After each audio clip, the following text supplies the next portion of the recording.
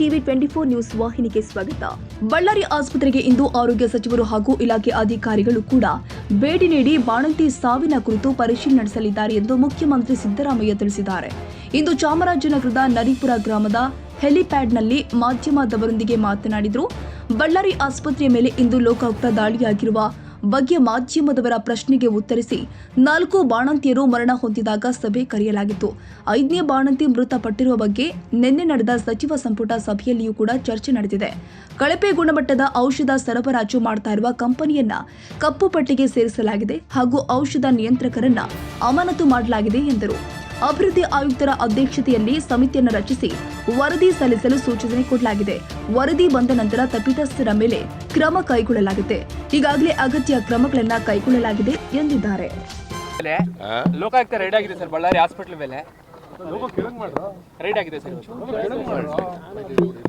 ಈಗ ನಾವು ನೋಡಪ್ಪ 4 ಜನ ಮಹಿಳೆಯರು ಬಾಣಂತಿಯರು ಈಗ 5ನೇದಾಗಿದೆ. 4 ಜನ ಸತ್ತಾಗ ನಾವು ಒಂದು ಮೀಟಿಂಗ್ ಮಾಡಿದ್ದೆ, ಕ್ಯಾಬಿನೆಟ್ನಲ್ಲಿ ಚರ್ಚೆ ಮಾಡಿದ್ದೀವಿ. ಇವತ್ತು ಮಿನಿಸ್ಟರ್ ಹೋಗ್ತಾ ಇದ್ದಾರೆ ಅಲ್ಲಿಗೆ, ಮತ್ತು ಹೆಲ್ತ್ ಡಿಪಾರ್ಟ್ಮೆಂಟ್ನ ಅಧಿಕಾರಿಗಳು ಕೂಡ ಹೋಗ್ತಾ ಇದ್ದಾರೆ. ಅದು ಯಾಕೆ ಆಗ್ತಾ ಇದೆ ಅಂತಕ್ಕಂಥದ್ದು ನಾವು ಒಂದು ಔಷಧಿ ಅದು ಸರಿ ಇಲ್ಲ, ಅದರಿಂದ ಆಗಿದೆ ಅಂತಕ್ಕಂಥದ್ದು ಮಾಡಿ ಇವನ್ನ ಸಸ್ಪೆಂಡ್ ಮಾಡಿದ್ದು, ಯಾರನ್ನ ಡ್ರಗ್ ಕಂಟ್ರೋಲರ್ ಸಸ್ಪೆಂಡ್ ಮಾಡಿ ಅವ್ರು ಯಾರು ಔಷಧಿ ಸಪ್ಲೈ ಮಾಡಿದ್ರಲ್ಲ ಅವ್ರನ್ನ ಬ್ಲ್ಯಾಕ್ ಲಿಸ್ಟ್ಗೆ ಹಾಕಿದ್ದಾರೆ. ಜೊತೆಗೆ ಒಂದು ಕಮಿಟಿ ಕೂಡ ಮಾಡಿದ್ದು, ಡೆವಲಪ್ಮೆಂಟ್ ಕಮಿಷನರ್ ಅಧ್ಯಕ್ಷತೆಯಲ್ಲಿ ಒಂದು ಕಮಿಟಿ ಕೂಡ ಮಾಡಿದ್ದು.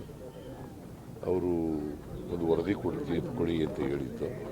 ಅವ್ರು ವರದಿ ಕೊಟ್ಟ ಮೇಲೆ ಯಾರು ತಪ್ಪಿತಸ್ಥಿದ್ದಾರೋ ಅವ್ರ ಮೇಲೆ ಕ್ರಮ ತಗೋತೀವಿ. ಈಗಾಗಲೇ ತಗೊಂಡಿದ್ದೀವಿ, ಇನ್ನು ಮುಂದೇನು ಕೂಡ ತಗೋತೀವಿ. ಅದು ಪರಿಹಾರ 2 ಲಕ್ಷ ಕೋಟಿ ಕಡಿಮೆ ಆಯ್ತು ಅನ್ಸಲ್ಲ ಸರ್? ಬೇರೆ ಬೇರೆ ಕೋಮು ಸೌಹಾರ್ದ ಗಲಾಟೆ ಆದ್ರೆ 5 ಲಕ್ಷ 10 ಲಕ್ಷ ಪರಿಹಾರ ಕೊಡ್ತಾರೆ, ಜೀವಗಳು ಹೋಗಿದೆ. ಆದ್ರೆ ಬರೀ 2 ಲಕ್ಷ ಕೊಟ್ಟರು ಸರಿ ಇಲ್ಲ ಅಂತ ಯಾರು ನೀನು ಹೇಳ್ತಾ ಇದ್ದೀವಿ? ಅಲ್ಲ ಸರ್, ಜನಗಳು ಕೂಡ ಕೇಳ್ತಾ ಇದ್ದಾರೆ ಸರ್. ಯಾವ ಜನಗಳು? ಕುಟುಂಬಸ್ಥರು ಕೇಳ್ತಾ ಇದ್ದಾರೆ ಸರ್, ಕಡಿಮೆ ಆಯ್ತು ಅಂತ ಸರ್.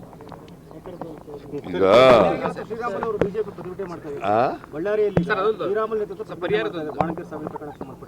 ಏನಂತ ಏಕಾಗಿ ಪ್ರತಿಭಟನೆ ಮಾಡ್ತಾ ಇದ್ದಾರೆ ಸರ್ ಇವತ್ತು. ಶ್ರೀರಾಮುಲು ಅವರು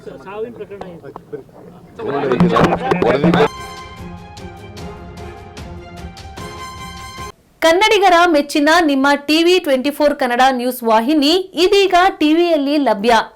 ಕರ್ನಾಟಕ ಮತ್ತು ದೇಶ ವಿದೇಶದ 360 ಡಿಗ್ರಿ ಸುದ್ದಿ ಹಾಗೂ ಉತ್ತರ ಕರ್ನಾಟಕ, ಬೆಳಗಾವಿ, ಬಾಗಲಕೋಟೆ, ಧಾರವಾಡ, ಹಾವೇರಿ, ಗದಗ, ಬಿಜಾಪುರ ಜಿಲ್ಲೆಯ ಕ್ಷಣ ಕ್ಷಣದ ವಿವರವನ್ನ ಪಡೆಯುವುದಕ್ಕೆ ಟಿವಿ 24 ಕನ್ನಡ ನ್ಯೂಸ್ ವಾಹಿನಿಯನ್ನ ಲೈಕ್ ಮಾಡಿ, ವಿಡಿಯೋಗಳನ್ನ ಶೇರ್ ಮಾಡಿ, ಕಮೆಂಟ್ ಮಾಡುವ ಮೂಲಕ ನಮ್ಮ ವಾಹಿನಿಗೆ ಸಹಕಾರ ನೀಡಿ ಮತ್ತು ಚಾನೆಲ್ ಅನ್ನ ಸಬ್ಸ್ಕ್ರೈಬ್ ಮಾಡಿ. Thank you.